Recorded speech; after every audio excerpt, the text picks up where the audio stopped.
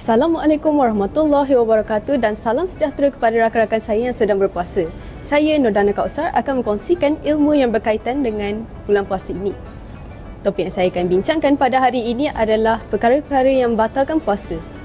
Sebagai Muslim, kita hendaklah cakna dengan perkara-perkara yang batalkan puasa supaya ibadat puasa kita tidak menjadi sia-sia.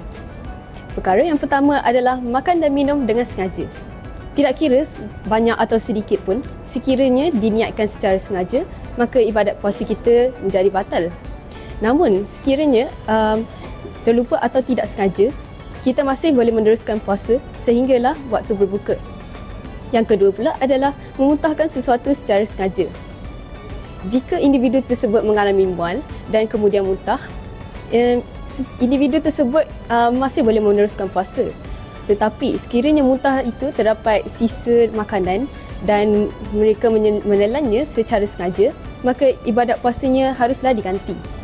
Yang ketiga pula adalah mengeluarkan air mani secara sengaja. Perbuatan ini akan membatalkan puasa. Tetapi jika air mani itu keluar akibat bermimpi pada waktu siang hari, maka puasanya masih boleh diteruskan. Yang keempat pula adalah keluar haid atau nifas. Wanita yang didatangi haid atau nifas diharamkan untuk berpuasa sehinggalah suci.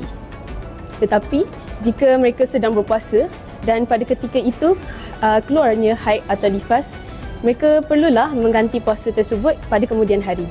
Yang kelima pula adalah gila.